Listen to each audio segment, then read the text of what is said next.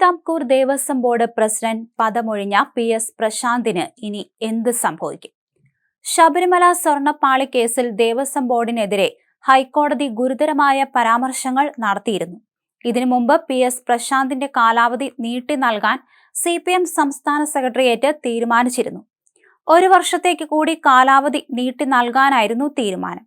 എന്നാൽ സ്വർണ്ണപ്പാളി കേസിൽ ഹൈക്കോടതിയുടെ ഗുരുതരമായ പരാമർശങ്ങളും കേസിലെ അന്വേഷണം നിലവിലെ ബോർഡിലേക്കും നീങ്ങുന്നതും കണ്ടതോടെയാണ് CPM തീരുമാനം മാറ്റിയത്. ഇതോടെ പ്രശാന്ത് ദേവസ്വം ബോർഡിൽ നിന്ന് പുറത്തായി. ആഗോള അയ്യപ്പ സംഗമം നടത്താൻ പോയതാണ് വിനയായത് എന്നാണ് പ്രശാന്ത് അനുകൂലികൾ പറയുന്നത്. ഇതിനൊപ്പം മുഷ്ടി ചുരുട്ടി ശരണം വിളിക്കുകയും ചെയ്തു. ഇതിനൊപ്പം ഹൈക്കോടതിയെ മുനവച്ച് വിമർശിക്കുകയും ചെയ്തു. അങ്ങനെയെല്ലാം പ്രതികൂലമായി. ഹൈക്കോടതിയിൽ നിന്നും പ്രശാന്തിന്റെ ഭരണസമിതിക്കും രൂക്ഷ വിമർശനം കേൾക്കേണ്ടി വന്നു. ഈ സാഹചര്യത്തിൽ പ്രശാന്തിനെതിരെയും SIT അന്വേഷണമുണ്ട്. പ്രശാന്തും അറസ്റ്റിലാകാനാണ് സാധ്യത. NSSനെ സർക്കാരുമായി അടുപ്പിക്കുന്ന പാലമായി മാറാനായിരുന്നു പ്രശാന്ത് ആഗ്രഹിച്ചത്. പെരുന്നാൾ കരയോഗം വൈസ് പ്രസിഡന്റായ മുരാരി ബാബുവിനെ ശബരിമലയിൽ എക്സിക്യൂട്ടീവ് ഓഫീസർ ആക്കിയത് ഇതിനു വേണ്ടിയാണ്. NSS general secretary G Sukumaran നായരുമായി നേരിട്ട് ബന്ധമുള്ള മുരാരി ബാബുവിലൂടെ ഓപ്പറേഷൻ വിജയിക്കുകയും ചെയ്തു. ആഗോള അയ്യപ്പ സംഗമത്തിന് NSS പിന്തുണയും നൽകി. ഇതിനിടെ വിവാദവും കേസും എല്ലാമാണ് സ്വർണ്ണപ്പാളി കേസിനെ ശ്രദ്ധേയമാക്കിയത്. അതുകൊണ്ടാണ് ഇതെല്ലാം സംഭവിച്ചതെന്ന് പ്രശാന്തിന്റെ അനുയായികളും തിരിച്ചറിയുന്നുണ്ട്. K ജയകുമാർ ദേവസ്വം ബോർഡ് പ്രസിഡന്റായി വരുന്നതിൽ അഭിമാനമേ ഉള്ളൂവെന്ന് PS പ്രശാന്ത് പറയുന്നു. പുതിയ ദേവസ്വം പ്രസിഡന്റ് നിയമനം തനിക്ക് അഭിമാനം പകരുന്നതെന്ന് പറഞ്ഞ അദ്ദേഹം ഈ ഭരണസമിതി പ്രവർത്തിച്ചത് സുതാര്യമായാണെന്നും ചൂണ്ടിക്കാണിച്ചു.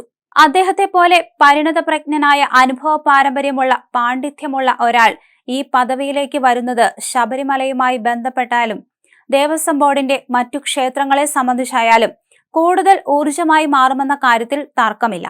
മാത്രമല്ല, ശബരിമലയിലെ വികസനത്തിൽ സർക്കാർ വലിയ മുന്നൊരുക്കം നടത്തി മുന്നോട്ടു പോവുകയാണ്. ആഗോള അയ്യപ്പ സംഗമം സംഘടിപ്പിച്ചു.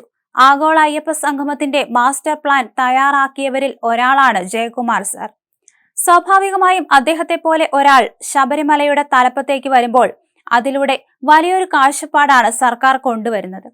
മാസ്റ്റർ പ്ലാനിന് കൂടുതൽ ഊർജം പകരുവാനും മാസ്റ്റർ പ്ലാനുമായി ബന്ധപ്പെട്ട കൂടുതൽ ചർച്ചകൾ നടത്താനും കൂടുതൽ വികസനം നടത്താനും ഇത് സഹായകമാകുമെന്ന് ഈ ഒരു കാര്യത്തിൽ യാതൊരു തർക്കവുമില്ലെന്ന് പ്രശാന്ത് പറയുന്നുണ്ട്. പദവിയിൽ നിന്ന് നീക്കിയതിന് വിഷമമില്ല എന്നാണ് പ്രശാന്ത് പറയുന്നത്. എന്തിനാണ് വിഷമം? 2 വർഷം കാലാവധി പൂർത്തിയായിട്ടല്ലേ ഇറങ്ങുന്നത്? എന്തിനാണ് വിഷമം? അദ്ദേഹം ചോദിച്ചു. ദേവസ്വം ബോർഡ് പ്രസിഡന്റിന്റെ കാലാവധി 2 വർഷമാണ്. അത് നീട്ടി നൽകാൻ തീരുമാനിച്ചിരുന്നില്ല. നീട്ടി നൽകാൻ തീരുമാനിച്ചു എന്ന വാർത്തകൾ തെറ്റാണ്. തന്റെ മാറ്റം സ്വാഭാവികം എന്നും പ്രശാന്ത് പറഞ്ഞു. സംതൃപ്തിയോടെയാണ് പടിയിറങ്ങുന്നതെന്ന് അദ്ദേഹം പറഞ്ഞു. കാലാവധി നീട്ടും എന്ന് പ്രചരിപ്പിച്ചത് മാധ്യമങ്ങളാണെന്നും അത്തരം വാർത്തകൾ തന്നിൽ അർപ്പിച്ച വിശ്വാസമായിട്ടാണ് കാണുന്നതെന്നും അദ്ദേഹം പറഞ്ഞു.